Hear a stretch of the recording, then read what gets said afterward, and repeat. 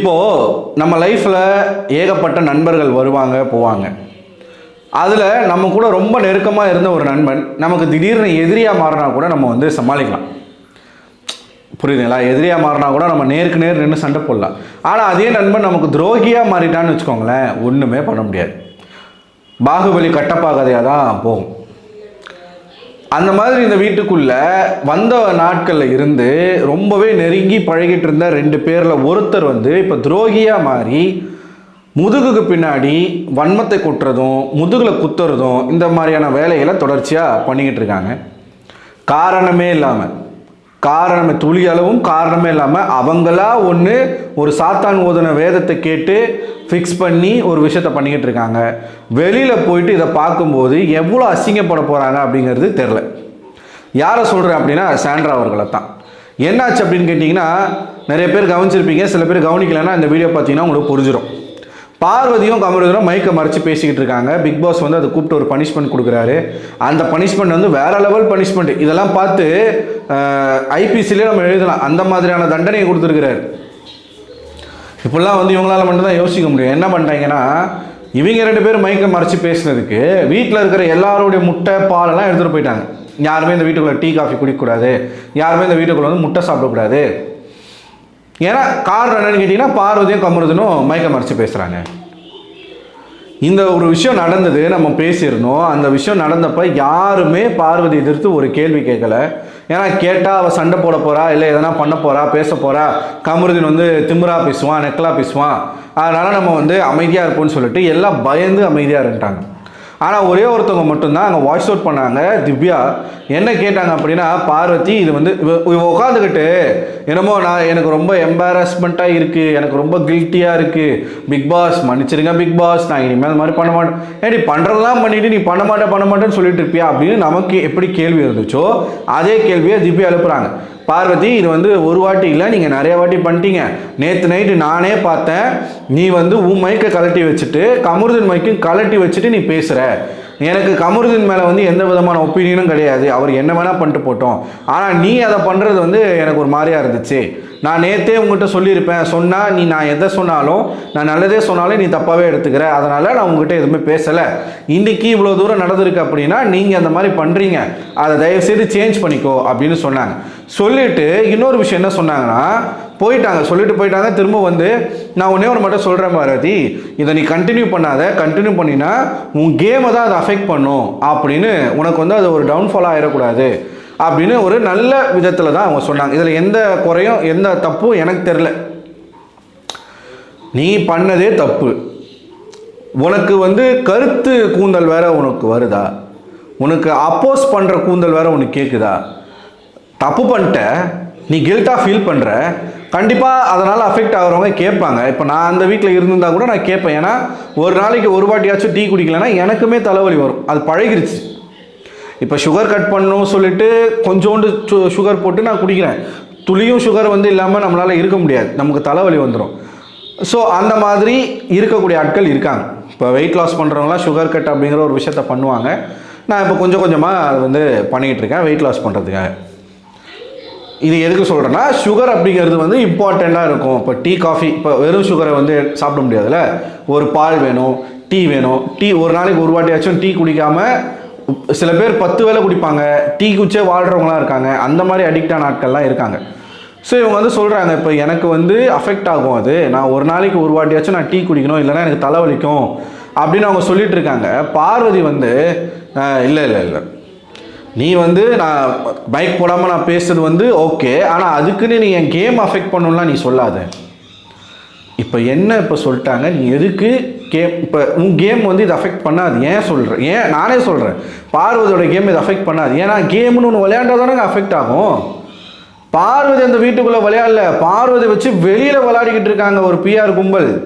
அதனால் பார்வதி என்ன பண்ணாலும் முட்டு கொடுக்கறதுக்கு ஆட்கள் இருக்காங்க.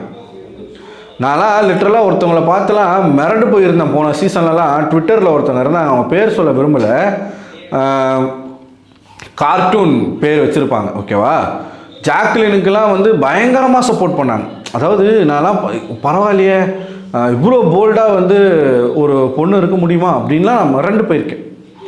ஆனால் அந்த மாதிரி ஒரு பர்சன் இன்னைக்கு பார்வதி உட்காந்து முட்டு கொடுத்துக்கிட்டு இருக்கிறத பார்க்கும்போது இவ்வளோதானா நீங்கள், இதுவே வேற யாராச்சும் பண்ணியிருந்தா என்ன பேச்சு பேசியிருப்பாங்க தெரியுமா? இந்த சவுண்டு சரோஜான்னு சொல்லுவாங்களே, அந்த மாதிரியான ஒரு டைப்பு தான். அப்படி பேசினவங்கெல்லாம் இப்போ வந்து பார்வதிக்கு முட்டு கொடுக்க ஆரம்பிச்சிருக்கிறாங்க. கேட்டால் ஃபெமினிஸ்ட். ஓகேவா? ஸோ இந்த மாதிரியான ஆட்கள் இருக்காங்க. பார்வதி என்ன செஞ்சாலும் அதை நார்மலைஸ் பண்ணுறது. இப்போ ட்விட்டர் வந்து ஒரு மிகப்பெரிய ஒரு ரோல் வந்து பண்ணுது, அது எல்லாருக்கும் தெரியும்.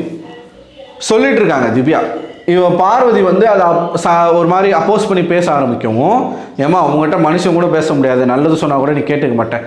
பார்வதிக்கு நல்லதே தேவையில்லை. She needs only negativity. She is pure evil demon, pure demon Parvati. லிட்டரலாக நீங்கள் பாருங்கள், இந்த கமருதீன் வாழ்க்கையில் பார்வதி போய் பண்ண போகிற அட்டகாசத்தை சீரியஸாக இவங்க 2 பேரும் வெளியில் போய் ஒன்று சேரணும்.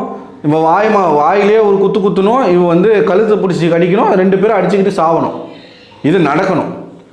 இது பேசிட்டு திவ்யா போயிட்டாங்க. திவ்யா போன பிறகு சாண்ட்ரான்னு சொல்லி ஒரு கேரளா நாட்டை சேர்ந்த ஒரு அன்பான, அழகான, சாந்தமான, பக்குவமான 2 பெண் குழந்தைகளுக்கு தாயாகிய ஒரு பெண்மணி அங்கே இருக்கிறாங்க. 42 வயசாகிய சாண்ட்ரா என்ன சொல்கிறாங்க பார்வதி கிட்ட, பார்வதி நீ எனக்காகலாம் பேசாமலாம் இருக்காது, நீ பேசிக்கோ, மண்டையை உடைச்சிரு. எப்படி? மண்டையை உடைச்சிரு.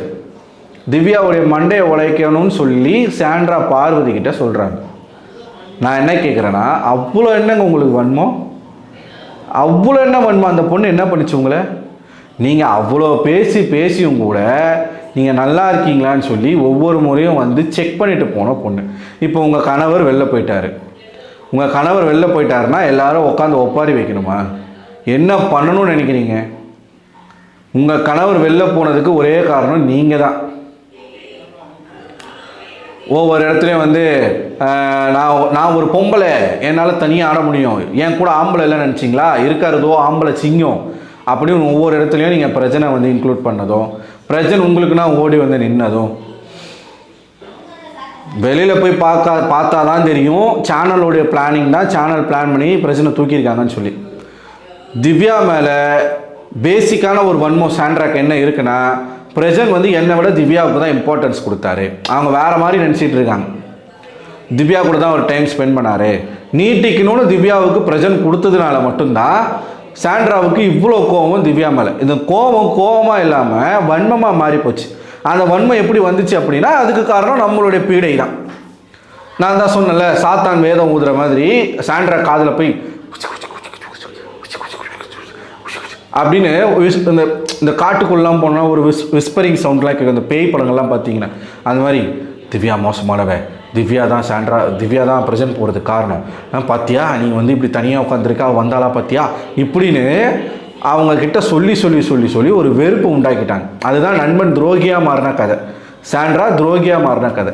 இந்த துரோகி திவ்யா போன பிறகு திவ்யாவுக்கு பின்னாடி பார்வதி கிட்ட உட்காந்து சொல்கிறாங்க, மண்டையை உடைச்சிரு. அந்த மண்டையை உடைச்சிரு அப்படிங்கிறதுல எவ்வளோ வன்மம் இருக்குன்னு நீங்கள் புரிஞ்சுக்கணும். ஆனால் திவ்யாவுக்கு அது தெரியாது. அவங்க வந்து என்ன ஒரு எண்ணத்தில் உங்களை அவங்க நினச்சிட்டு இருக்காங்க. ஆனால் நீங்கள் என்ன எண்ணத்தில் நீங்கள் அவங்கள வந்து வச்சுருக்கீங்க? இந்த வீடியோ பார்க்குற நண்பர்கள் நீங்கள் மனசாட்சி தொட்டு சொல்லுங்கள், பிரஜன் போனதுக்கு திவ்யா காரணமா? எதுவுமே தெரியாத தற்குறி மாதிரி உட்காந்துக்கிட்டு அவள் பேச்சை கேட்டுக்கிட்டு நீங்கள் உட்காந்துக்கிட்டு வன்மத்தை கொட்டுறீங்கன்னா இந்த வாரம் உங்களை தூக்கி போட்டுருவாங்க. ஐயா வட சென்னை சொன்னாங்க ஐயா, பிரஜன் ராஜன், சாண்ட்ரா சந்திரா. இப்போ பிரஜனை வந்து அடிச்சு விட்டவங்க எல்லாரையும் சாண்ட்ரா பழி வாங்க போகிறாங்க, ரிவெஞ்ச் கேம் எடுக்க போகிறாங்க அப்படிலாம் சொல்லி பயங்கரமாக பேசுகிறாங்க. பேசிட்டு பார்த்தா உட்காந்து மண்டையை உடைச்சிரு, காதை கடிச்சிரு, மூக்கை கடிச்சிருன்னு பேசிக்கிட்டு இருக்காங்க. இது தேரவே தேராது. இது வந்து ரொம்ப தப்பு. என்னைக்கு திவ்யாவுக்கு இதெல்லாம் தெரிஞ்சு திவ்யா வெடிக்க போகிறாங்க அப்படிங்கிறது தெரில, பொறுத்திருந்து பார்ப்போம். நீங்கள் என்ன நினைக்கிறீங்க? சேச்சி அவர்களுடைய பேச்சை பார்க்கும் பொழுது உங்களுக்கு என்ன தோணுது? மறக்காமல் கமெண்ட் பாக்ஸில் கமெண்ட் பண்ணுங்கள். இந்த வீடியோ பிடிச்சிருந்தா இந்த வீடியோவில் இந்த வீடியோ பிடிச்சிருந்தா இந்த வீடியோவை லைக் பண்ணுங்கள். நம்ம சேனலை சப்ஸ்கிரைப் பண்ணாமல் பார்க்குறீங்கன்னா சப்ஸ்கிரைப் பண்ணுங்கள். அடுத்த ஒரு வீடியோவில் உங்களை சந்திக்கிறேன். அதுவரை உங்கள்கிட்ட விடைபெறுவது நான் அரவிந்தன்.